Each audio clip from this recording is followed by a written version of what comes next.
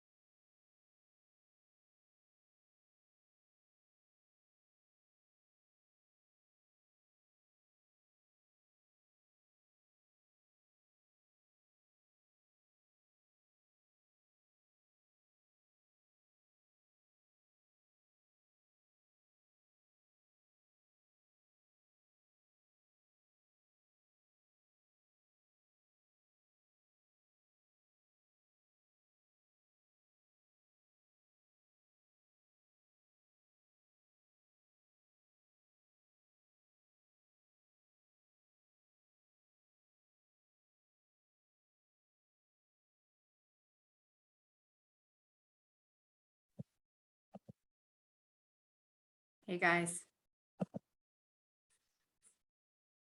Hey, Carrie, how are you? I'm good. How are you? Doing good. Hey, Karen. Okay. Hi. All right. So we're going to try this thing. Mhm. Hoping this video works. I think there's some steps I have to go through. So, all right. You can see the thing, right? Yeah, we can see. Okay. So this is where the video is located. Let's see how this goes. Maybe I have to, hang on.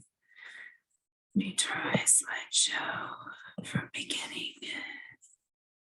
Doot, doot, doot. There's the play now.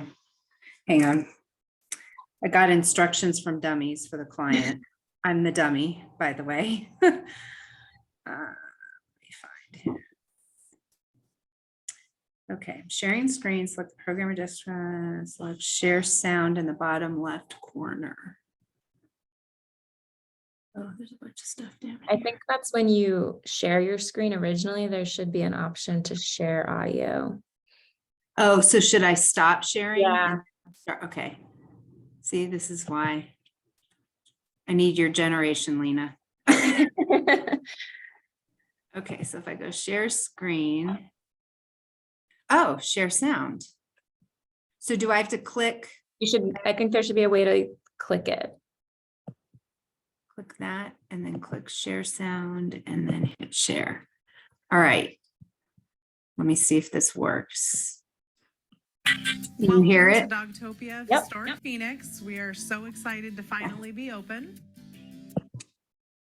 All right. So when you guys are ready, I now know the process.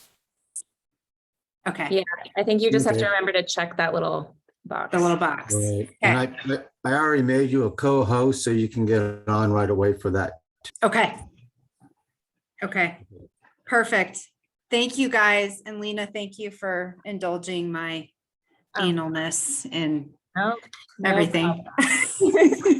And John and I talked about the DTM stuff. We have the comments from DTM stating that they were at the alley. So if we Okay. need to talk about that, we can bring that up. And we're okay putting a sign up that says right turn only. The issue that we had was even during the neighborhood meeting, there was not consensus that's what they wanted, because some of them wanted to use it. And so the two people who have commented, right, don't want it, but there were other people who commented. So I just figured that way we have an idea if the zoning examiner decides that he wants to jump on that. So thank you for doing that. Right. The interesting thing is, I don't know if, I mean, I think the way the road was approved by TDOT, they wanted to take some off of Speedway. I mean, that was the whole section. So I don't think they really, I think Yeah. it defeats the purpose, right? I don't think you get a ton going through the neighborhood. Yeah. And I don't think people are gonna want to go through the neighborhood either, No. so, Not when it's that, not when you can get on Speedway that quick. yeah. Yeah. Hey, Robin and Jackson. Hey Carrie, Hi there. hey Lena, hi John. How are you guys? Hello, we're good. How are you guys? Pretty good. We got it to work because Lena told me what I was doing wrong. You would have figured it out. We were sitting in some Teams meeting for a few minutes, so I'm glad I finally thought, you know what, they're probably doing Zoom. But it was the link that John sent, like, but Well, I clicked It's on not, it, my Teams calendar. right, it's just for the calendar, so you don't. And it's actually to test you. Well, I don't know if I failed or if I did well. It took me a little while. That's funny. All right, so you guys want us to go on mute and stop video while everybody comes in? That'd be great. Sure. Okay.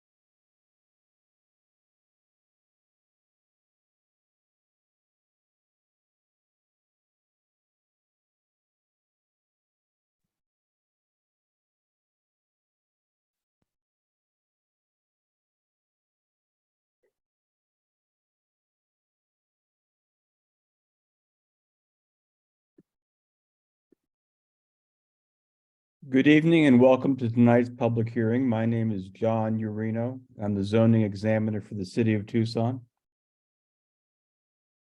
We have two cases on the docket for this evening. The first is a special exception land use case, case TP ENT 1222-00008 Dogtopia Speedway Boulevard. Ms. Perrell, are you presenting the staff report? Yes, I am. Please go ahead. This is a request by Carrie Sylvan and Robin Large of Lazarus and Sylvan PC on behalf of the property owner 2845 East Speedway LLC for approval of a special exception land use to allow animal services and boarding use with the addition of an outdoor play area in an existing 5,600 square foot building located at 2845 East Speedway Boulevard. The project site is a 0.44 acre property in the C1 commercial zone located along the north side of Speedway Boulevard, approximately 500 feet west of the Country Club Road and Speedway Boulevard intersection. An animal services and boarding use may be allowed in the C1 zone as a special exception land use, subject to approval through a zoning examiner special exception procedure, and is subject to sections 494D9 through 494D15 of the Unified Development Code. Plan direction, land use policy direction for this area is provided by Plan Tucson, the University Area Plan, and the Blenman Vista Neighborhood Plan. The proposed special exception is consistent with Plan Tucson, University Area Plan, and the Blenman Vista Neighborhood Plan, and is in compliance with performance criteria of UDC 494D9 through 494D15. Subject to compliance with the preliminary conditions, approval of this special exception land use in the C1 zone is appropriate. And as of this public hearing, there have been 3 approvals and 3 protests. Thank you, Ms. Perrell. Would the applicant like to be heard? Yes, Mr. Urino, can you hear me? Okay. I can, thank you. Okay, I'm going to share my screen with the PowerPoint.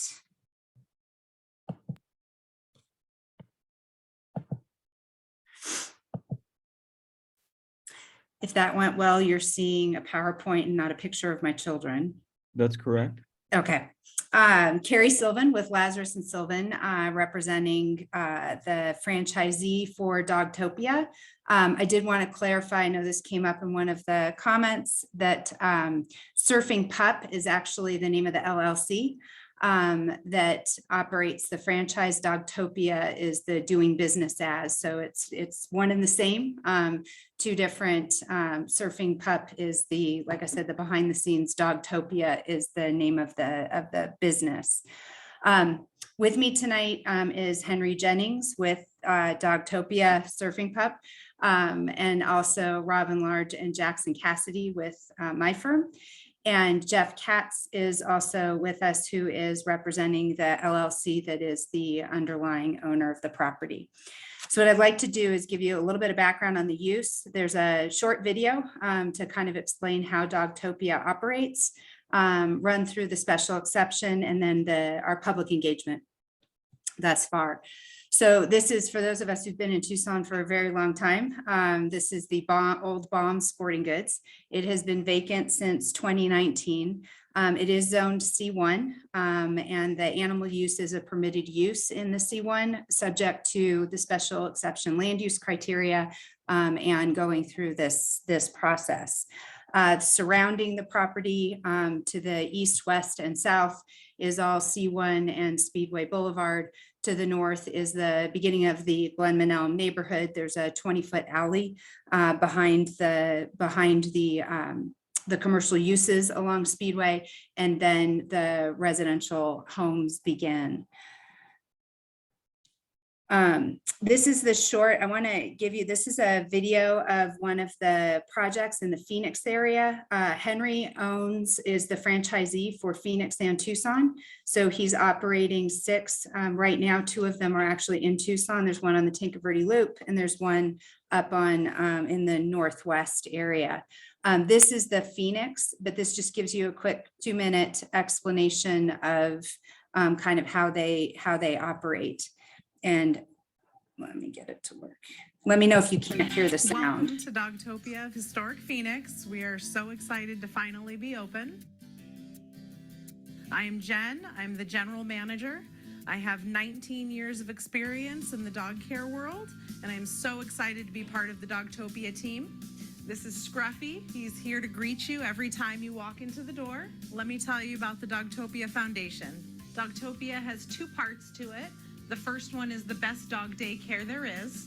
The second is the Dogtopia Foundation. Within the foundation, we enable dogs to positively change our world by providing service dogs for veterans, youth literacy programs, and also employment opportunities for adults with autism. This right here is our first of 3 playrooms. This is the city. It will be for the small dogs, which are dogs under 40 pounds. We split them up by size and by play style. This is our evaluation room where we do a thorough evaluation of every dog that comes in. We do a touch test to make sure that we can handle the dog while you're not present. We also do a crate test to make sure that they don't have anxiety while they're in the crate. We also have a greeting box, which is an area that we can place new dogs in so that the dogs established in the playroom can already smell them before they go into the playroom, so it avoids that rush of dogs that comes to meet the new dog and make the transition much smoother. In each playroom, we have a potty patch, which is there to entice the dogs to use the restroom while they're here. They can go potty on the artificial turf, and it gets properly sanitized just as often as we clean the playroom. This is our second playroom. This is the beach.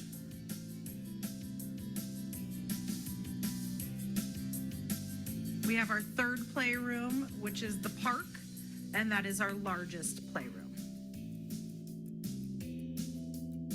And this is our spa, where we'll be providing baths, de-shedding treatments, and nail trims immediately for your dog. Soon we will have a stylist and be able to provide haircuts as well. This is our team member wall, so you can see the names and faces of all of our team members who get to love your pup every single day. We understand that your dog is a member of your family, and we are honored for them to become a member of our family.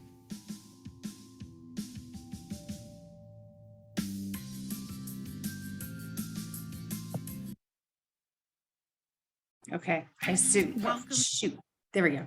Okay.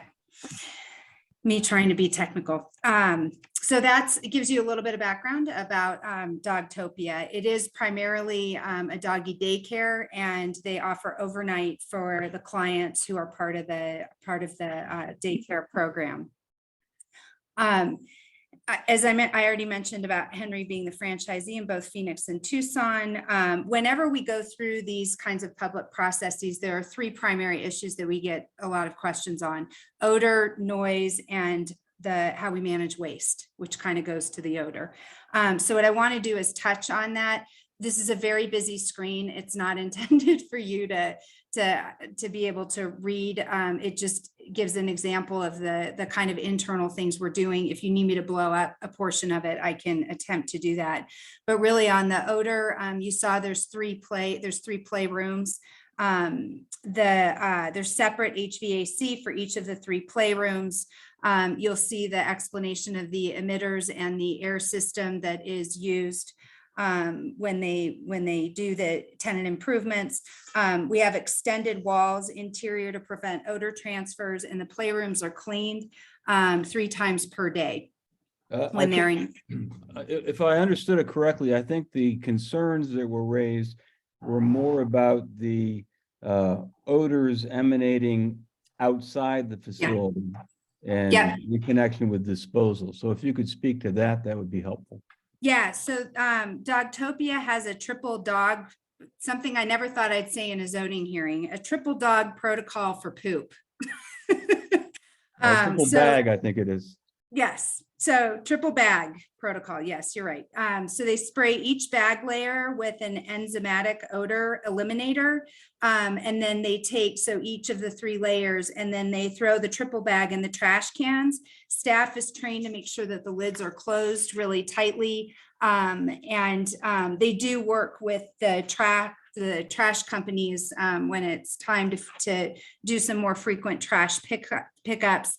Across the 6 operations, 5 of them are in neighborhood shopping centers with similar distances to the residential, and they've never had any complaints, frankly, about noise or any of those odors. In fact, I know that Mr. Katz operates some other restaurants, but the comments have been made before that the trash is actually less smelly than a restaurant trash can because of those protocols that are in place.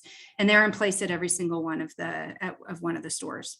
So thank you for that. So where outside will they be disposed of? The triple Let me go to bag the preliminary development plan. So the area, so this is the preliminary development plan, and the area that we're showing that we're proposing is outdoor is all the way down to the south.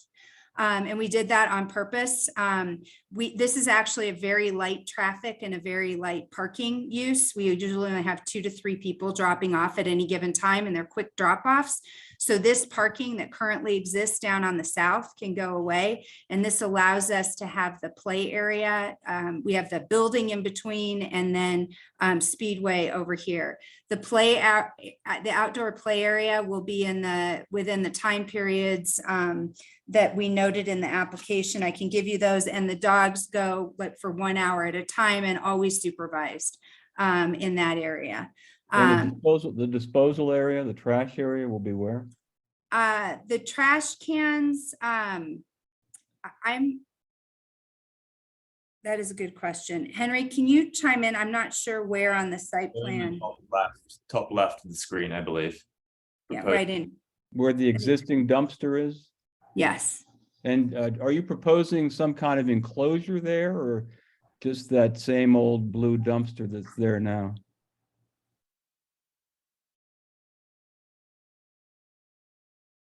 We certainly could put an enclosure there. Yeah. I have no objection to doing that.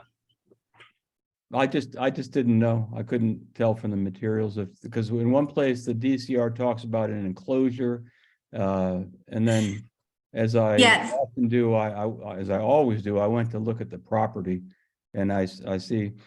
By the way, it's a rather full dumpster, even though there's no operation going on. And I may have been Baum's last customer. I bought a basketball there for my son many years ago now.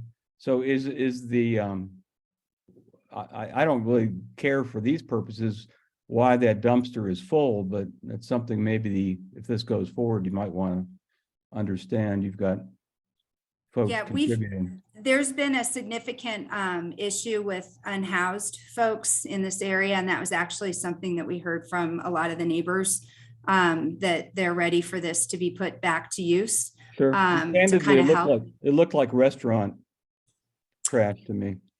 Yeah, But there go may ahead. be, Go you're ahead. right.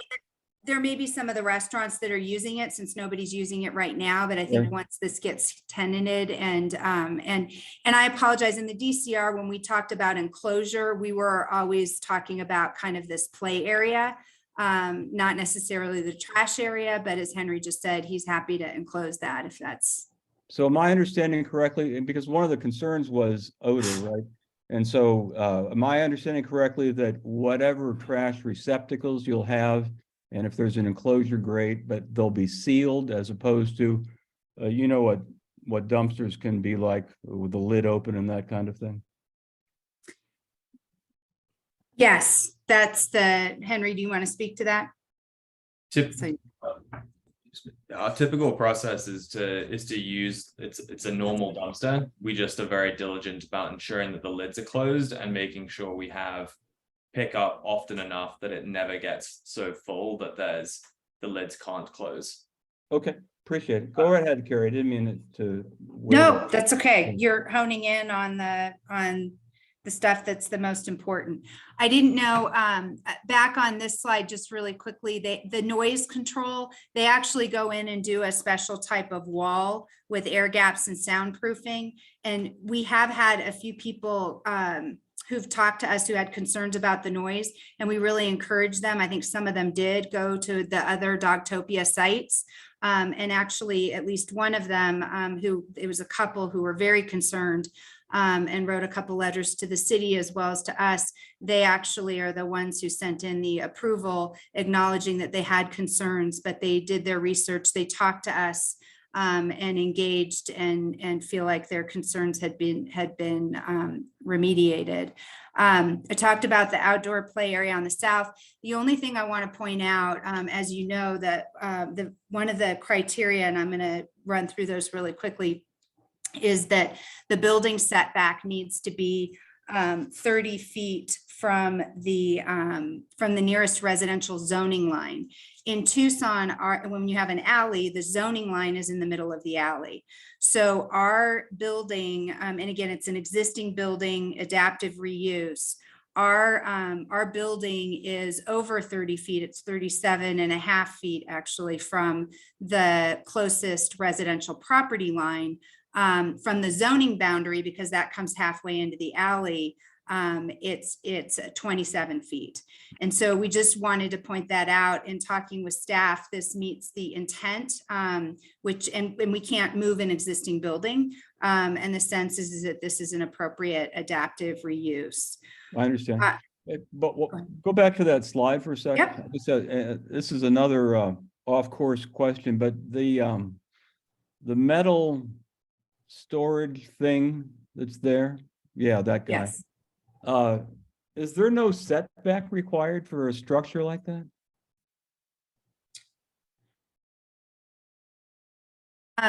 It's an accessory structure.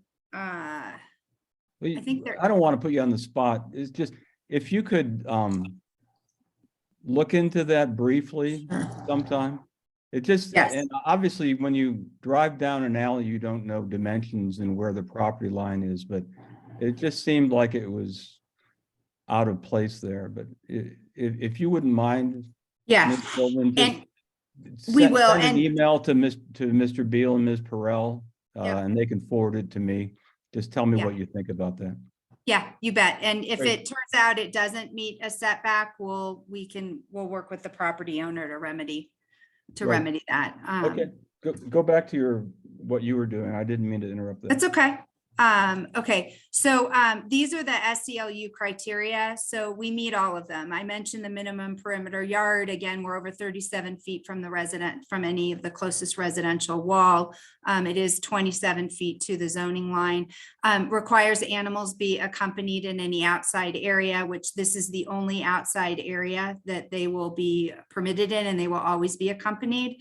The gentleman who came to our neighborhood meeting, who lives kind of kitty corner right up in this area, had concerns that we'd be walking the dogs in the neighborhood and not cleaning up the poop. And so we had, that discussion. This is the only area. There will be a 6-foot masonry wall for the outdoor area. Solid waste will be removed from the outdoor areas. The code requires every 5 hours, but my understanding from Henry is that that is picked up as it happens. In the outdoor area, it's not left just because the code says we can leave it for 5 hours. So they're very cognizant of cleaning that up. No walks are permitted outside of the facility grounds, and that's the case with us. The outdoor operations are limited from 6 a.m. to 8 p.m. However, I think we mentioned in our application that outdoor area is actually only from 8 a.m. to 6 p.m. So it's less hours than this. And the dogs are out there on kind of 1 hour rotation. So they're not out there all the time. Depends on how many dogs and how well it's used, but we're well within that criteria. And the average noise level is not to exceed 55 dB at the property line, and it won't. And we know they don't. If we have to go out and demonstrate that, we can. From all of our other sites. Is it fair to say that your client has those other operations in Tucson as well as in Phoenix, and have there been noise measurements taken to confirm that it won't exceed the 55 dB? Go ahead, Henry. Yes, we've done in-depth sound studies, both preemptively during zoning processes and after the fact, to demonstrate that there isn't the noise issue. Typically, when we do it after the fact, it ends up being a bit of a joke because you can't, there isn't anything to measure. It's not Right. it's not that it doesn't exceed 55. There's just no noise to measure. So Well, thank you for that answer. And then Carrie, on that, the design compatibility report said wall or fence. I take it from this slide that your intention is to build a wall? Around the play area? Yes. Yeah, Henry, that's correct, right?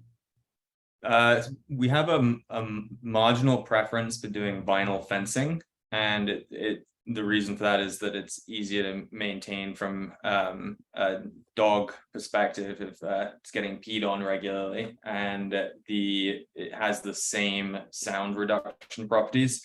The only additional thing I would say is we do 8 feet, so whether it's a masonry wall or a vinyl fence, we'll do 8 feet.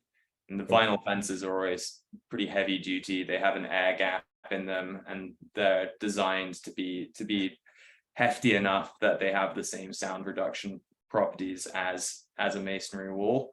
The main factor in how much sound reduction they have is how high they are, which is why we go to 8 feet instead of 6 feet. That and that some dogs can jump 6 feet, so.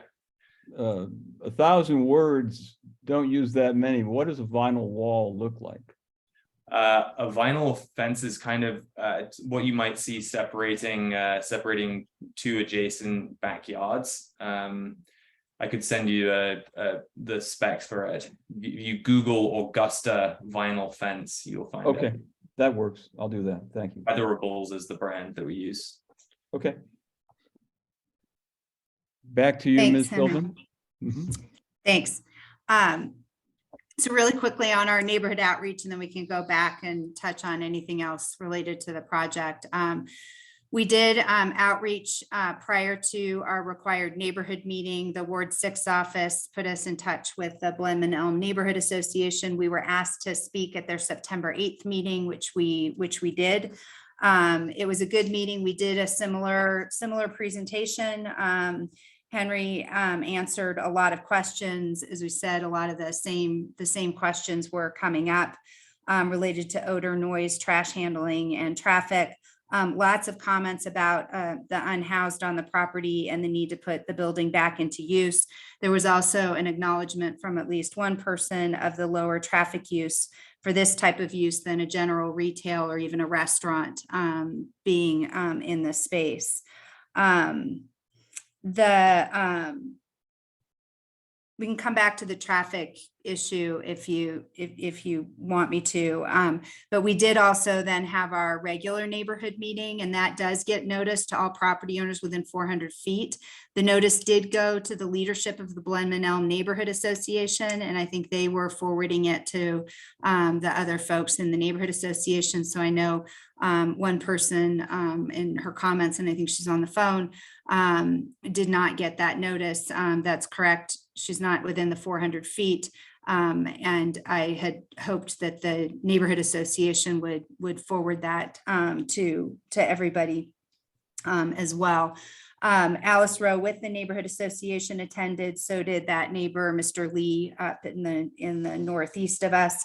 I attached a summary of that neighborhood meeting, a lot of the same questions. He came with a lot of those same questions, and after the presentation really thanked us for it and said he is supportive of this use. Generally, and you'll see, I mentioned this, you'll see this in some of the approvals. A lot of people have had concerns, worried that they're going to hear dogs barking, that there's going to be a lot of those odors. And I think, like I said, either visiting the other Dogtopia sites or understanding how we operate has tended to alleviate those concerns. I just wanted to show this map because in addition to the 3 support that are noted on here and the 3 that had concerns or protested, we did have a number of phone calls into the office, both before the neighborhood meeting as well as between the neighborhood meeting and now, indicating we had Robin Large in our office, and Jackson and I had phone conversations with folks same thing, similar concerns, and some just calling to tell us they're really supportive and excited.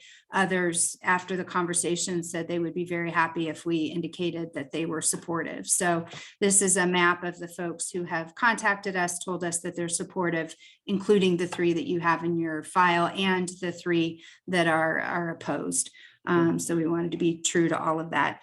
With that, we obviously would really like your recommendation or your approval. This is for you to approve. And then we'll get information through staff on that storage unit in the back Great. as well. So, I'm sorry to interrupt. No, go ahead. So the DCR also refers to the city may require some improvements to the alley, but I didn't see anything more on that. So that Yeah. makes me ask, what improvements to the alley? Sure. So that was actually one of the questions that came up on Blemon Elm, at Blemon Elm, and we talked to the city about it. You know, this is adaptive reuse, so we have some existing conditions that we have to contend with. It's not like starting from scratch. So the entrance off of Stewart, and then the entrance off of Speedway, and then exiting out the alley. One of the questions that came up in both the meetings, Alice Rowe brought it to the second meeting as well, is making sure that since this alley in this area is going to be utilized for our exiting, that we make sure that we're required to improve it and particularly to maintain it. And staff indicated even during our pre-app that's part of the requirements. It doesn't need to be a condition of the approval. It's going to be required of us as part of our circulation in the site. So Okay. that's what we had talked about. And then I just wanted to add one more thing, and then I'm done, which is one of the things that came up was a request, and this came up during the neighborhood meeting, of doing some sort of signage for right hand out only onto Stewart, so that people don't cut through the neighborhood to the north. And actually there were varying thoughts on that, even at that meeting, and definitely at the second meeting too, which is people who actually live in the neighborhood who want to use Dogtopia, don't want to be forced to come out to Speedway or access any of the other businesses over here. So there was a mixed opinions on whether there should be signage to require right hand out. We indicated we're happy to put a sign. The other thing that we talked about was putting a sign north of the project that says, you know, residential, residents only. That may have its own issues because both Stewart and the alley are public rights of way. So it's not residentially permitted. It's not a private street. So we actually don't think, for the amount of traffic Dogtopia is going to generate, that's going to create a slew of people cutting through the neighborhood. That may be happening now, but this is a pretty light traffic user. But I just wanted to point out that was discussed. There was not real consensus from the neighborhood as to what they wanted. But your applicant is okay with a right-hand turn only sign at the alley and Stewart? Yes. And are. how about, one of the folks who emailed in had put a picture in of the Raging Ramen no entrance sign they have, you know, I'm sure you've been there. Yeah. And you have to come in from Speedway, or you have to come in from Speedway, basically. Right. So how about a sign back there where your trash enclosure is going to be no entrance in kind of deal? Same idea. I think, Henry, you can jump in here. I don't think we have a problem with that. It just needs to be able to exit. We expect everybody's going to come in off of Speedway, or if they're Right. coming from the neighborhood, to come in off of Stewart. Henry, are you good with a Yeah, do not enter? Okay. sounds yeah. fine. Okay, I don't have any, well, let me just, folks will be talking, but something else that came in the comments was the idea of closing off the entrance off of Stewart. You want to speak to that now? Yeah, we actually, this was discussed as well. We had some folks, again, who live in Blemon Elm and want to be able to come in and access. We don't expect, if people are on Speedway, they're going to come in on Speedway. This is meant to provide kind of an entrance for pretty much the people to the north, and it's an existing entrance, so it exists today. Right. So we thought it made sense for circulation and for convenience, and don't think it's going to cause a lot of unintended consequences. Okay, thank you for that. Anything else right now, Ms. Sylvan? No, I'm happy to answer questions Okay. after the you public hearing. could, I'll stop sharing. Stop sharing so I can see who wants to talk. Would anyone else in the audience like to be heard on this matter? You can raise your hand, or if you want to just speak up and be polite to one another, that works too. I have a couple of comments I would like to make. Okay, Ms. Robinson, I assume you have to start just with your name and address for the record, and then please go ahead. Okay, I'm trying to figure out how I can start video. There we go. Hi. I live at 2606 East Maple Street, outside of the 400-foot limit. And first of all, I want to say I think this is an excellent idea to have this kind of a project for the neighborhood, but I think there are just a few issues that we want to make sure don't upset things. Hope that this could be a very successful project, successful business. We have a lot of dog owners in the neighborhood. We see them walking every day. So I think they've got a built-in clientele. My comments, I did send some written comments. You've addressed some of them. I just want to ask about some things that might help. I'm hopeful that the project will be so successful, you'll need a larger dog outdoor play yard. And you could achieve that by closing the Stewart Avenue entrance and enlarging that dog yard so that you could have more outdoor activity, which I think would be healthy. You could also remove, you have a requirement for 14 parking places, but you have 21. And if you were to remove the diagonal parking that goes up against the building, you could create a two-way drive so that people could both enter and exit onto Speedway and alleviate some of the alley traffic. I believe that there's enough width to do that if you alleviate those 4 diagonal parking places, and you'll still have more than enough according to the 14 parking space requirements.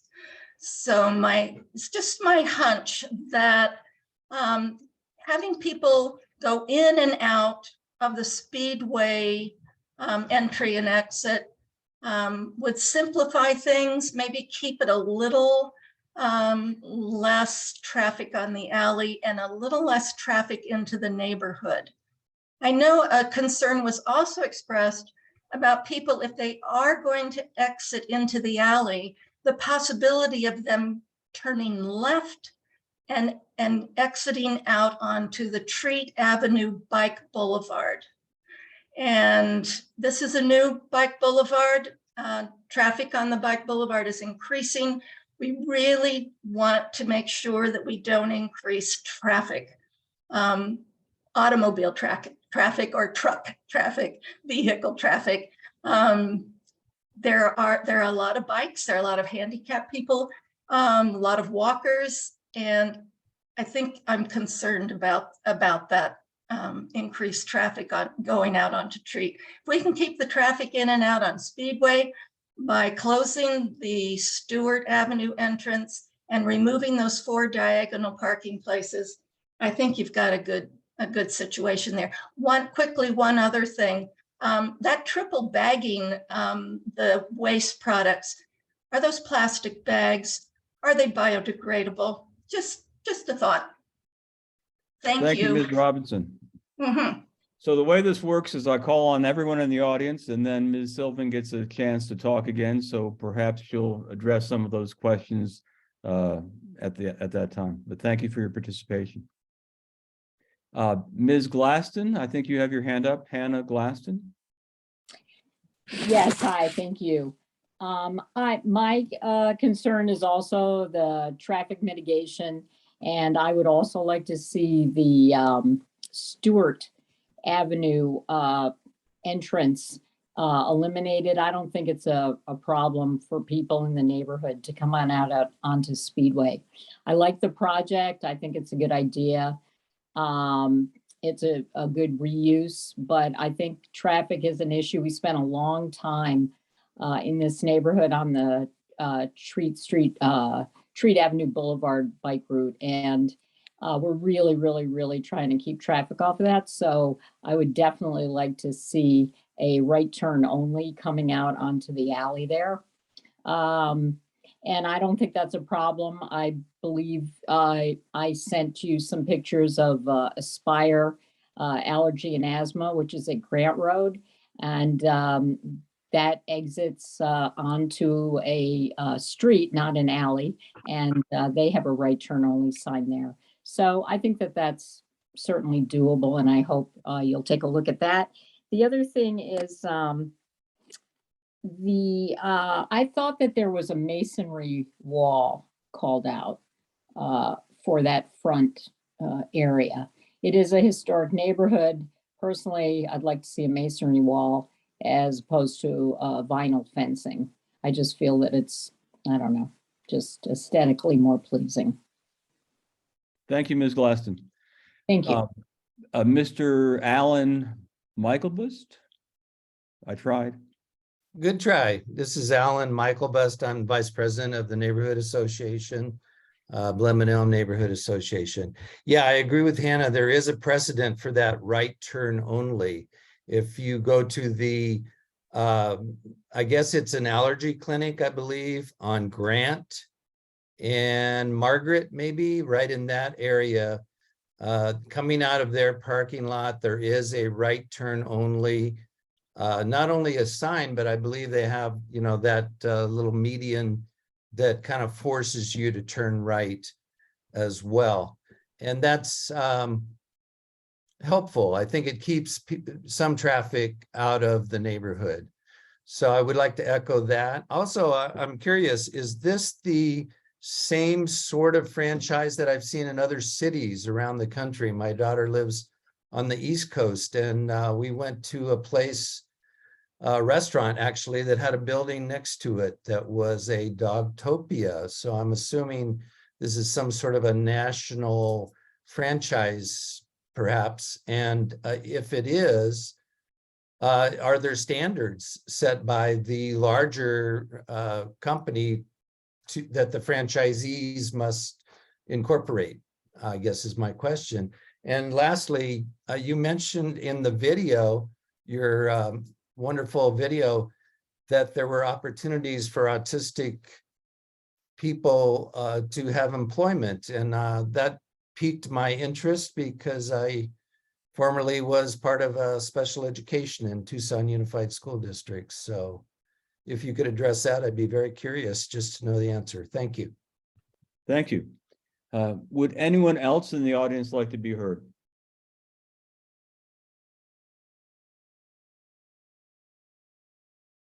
Hearing no one, Ms. Sylvan, would you like to respond to any of that?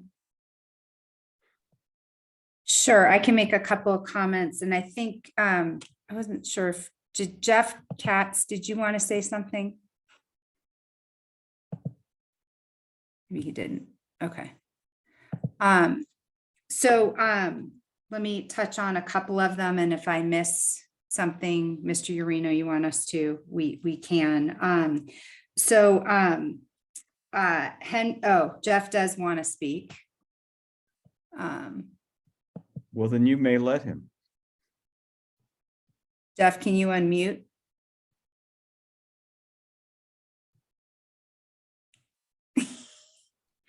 If you can't, you should go ahead. Okay. I'll go, and if I've got him on the screen, so if I see him unmute, I'll stop. Sorry.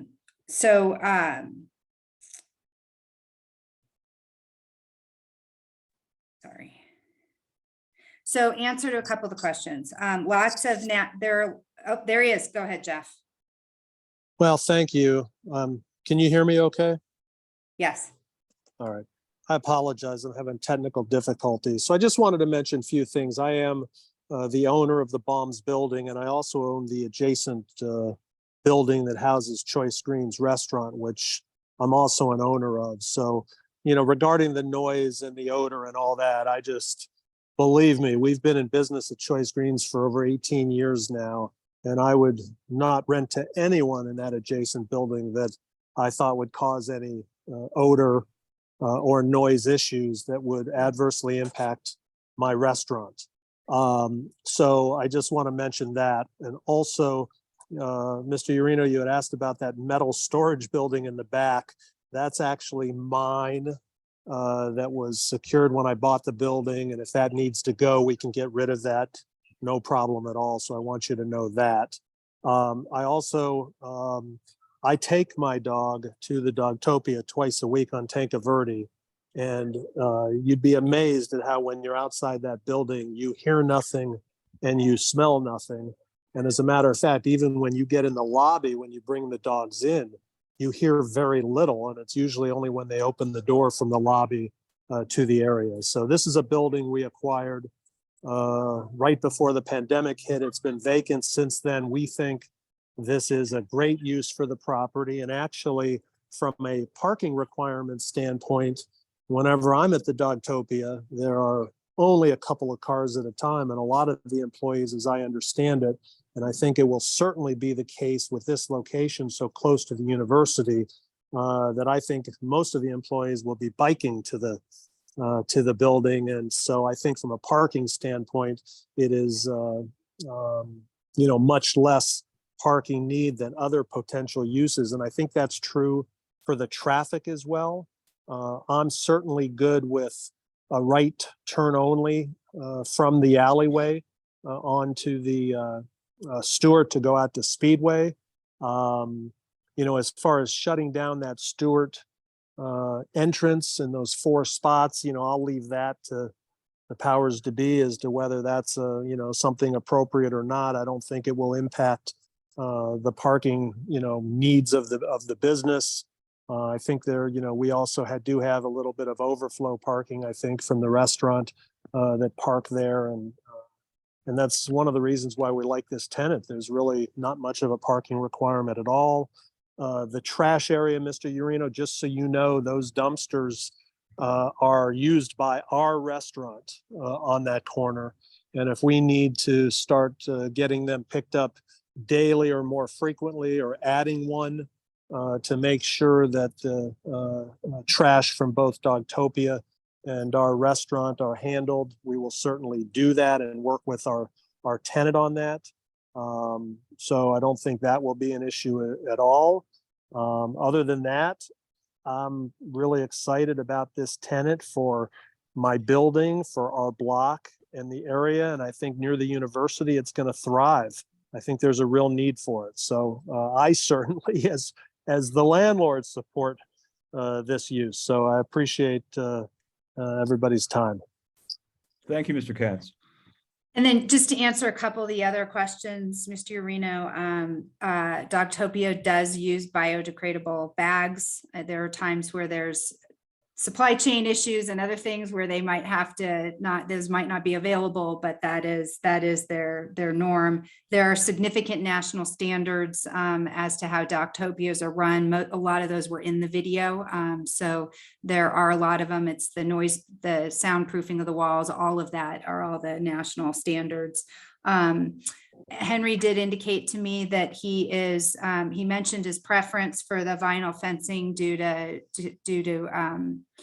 upkeep because of the dogs being in there, but he is okay with the wall if that's what you're hearing and prefer. And we mentioned we're okay with the right-hand turn only coming out of the alley onto Stewart. If we also need to do a right-hand turn only out of the driveway to get on to the alley, we can do that too, to really encourage people not to make the left and interfere with that Treat Bike Boulevard, because we understand that. I think those were Jeff's comments, gave me time to put my notes together. So that's what I had. If there's something I didn't address, let me know. No, that's fine, and I appreciate it. So I'm closing the public hearing on this case, and you'll have my decision in 5 business days. The next case is case TPENT 122200009, storage 365 Midvale Park. Ms. Perrell, are you doing the staff report on this one as well? Yes, I am. Please go ahead. This is a request by Carrie Sylvan and Robin Lodge of Lazarus and Sylvan PC on behalf of the developer Storage 365 to rezone approximately 3.16 acres from O3 office to C2 commercial zoning. The site is currently vacant and located on the northeast corner of Midvale Park Road and Commerce Street, approximately 360 feet south of Valencia Road. The preliminary development plan proposes 1 3-story main building with an optional basement floor and 3 1-story drive-up buildings, a total buildable area of 143,835 square feet. Building heights proposed is up to 39 feet for the 3-story building and approximately 14 feet for the single-story structures.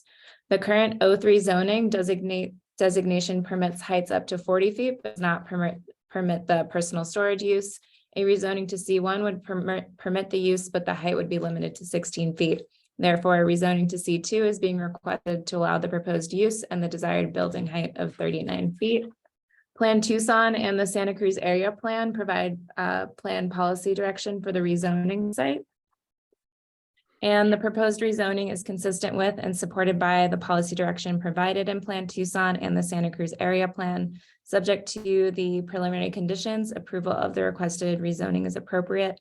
And as of this public hearing, there have been 0 protests and 0 approvals. There was 1 letter of support from the Sunnyside Neighborhood Association.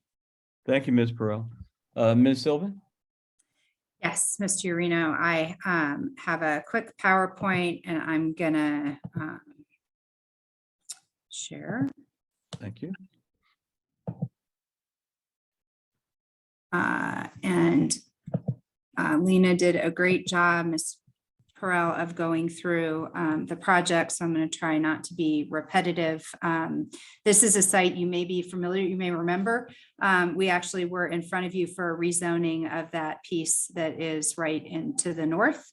I think it was the city's first combination or simultaneous plan amendment and rezoning that we did on this site. And so part of it was the plan amendment for the Santa Cruz area plan to amend this area to allow it to be commercial from office, in addition to office use. So that occurred back in 2022 as part of the project. It's currently zoned O3. The intention was to open it up to potentially be rezoned for commercial. We didn't go through the rezoning at that time because we didn't have a user. And we all know the rezonings require the preliminary development plans and know the use. So that lagged by a few months. And so we're here today with the self-storage. The site plan, I know you've seen it. The rezoning request is O3 to C2. Ms. Perrell did a great job of explaining why it's C2. So the O3 permits the height that we're requesting, which is the up to 40 feet. If you go to C1, which is the next zoning, it permits the use, but it limits the height to 16 feet. So in order to get the height and the use, it's C2. There's 4 buildings. You can see them. One of them is the 3-story with a basement. This is the internal self-storage where there's loading in the back. And their access is internal to the buildings. The other 3 are the single story, and those are the ones that you can back up to. I want to point out some of the, and it's in the reports, traffic generation for this use is very low. That's generally an overall positive. We can go through that if we need to. Access, ingress and egress on Commerce. There is an existing access to our north. It's a drive that's shared by all of that stuff to the north. We'll have ingress, egress here, and then an ability to exit only through here. So that access has been established. The landscaping, there's a significant amount of landscaping, and that came up at our neighborhood meetings as well as setbacks. The landscaping along Midvale Park and Commerce Along Midvale Park, the landscape border ranges from 10 to 46 feet wide, and that's 522 linear feet. So the neighborhood was pretty excited about that landscaping, which doesn't exist today. On Commerce, it ranges from 11 to 28 feet, and there's one section that's about 35 feet wide. We'll be landscaping as required by code every 4 parking spaces. So this does provide a significant amount of more vegetation since it's a vacant graded site. Any vegetation is more, but this is a good plan. There'll also be 5-foot screens adjacent to any of the parking that you're seeing along Midvale or Commerce. Our setbacks exceed code. There's none required on the north or on the east. On the east, we're providing a 30-foot setback to the adjacent office. On the north, it ranges from 0 to 10 feet. Midvale Park, it's required to be 39 feet of a setback, and we're providing 60.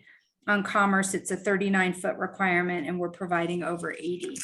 Lot of questions and concerns that in the neighborhood about, or from the neighborhood meetings about security. There's interior and exterior cameras throughout all of our facilities. It's always controlled access to all of the areas of the properties. The customers have access from 6 a.m. to 9 p.m. generally. The office is staffed 9 to 5, and then on Monday through Saturday, and 12 to 5 on Sunday. They're also very conscious of what's stored. There's no hazardous material, nothing that smells, nothing flammable, nothing like that. Nobody will have access after 9 p.m. Even the key access will shut down at 9 p.m. We really feel this is compatible with the rest of the area. Our neighborhood outreach, prior to the neighborhood notice going out of our meeting, we reached out to Joe Miller, who's the head of the Midvale Park Neighborhood Association, as well as Yolanda Herrera with the Sunnyside neighborhood. They were both involved in the plan amendment and the rezoning the year prior. Mr. Miller asked us to come and present to his neighborhood association, Midvale Park, before our neighborhood meeting, which we did. Lots of questions about security and landscaping and setbacks. And overall, at the end of that, the neighborhood was pretty supportive of the project and mentioned the camping that's going on the site with the unhoused population and it being a good idea to put this site to use. We reached out to Yolanda as well. She was actually the only attendee at our official neighborhood meeting. So that is summarized in in the packet that went to you. Her biggest concern was security. After hearing all the security members, she was comfortable, and she wrote that letter in support of the project. So with that, I'm happy to answer any questions and respectfully request this time your recommendation to approve the project. Thank you, Ms. Sylvan. Thank you. Would anyone in the audience like to be heard on this case?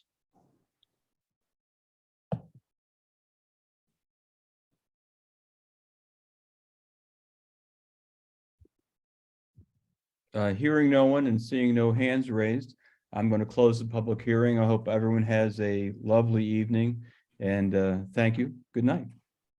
Thank you. Bye.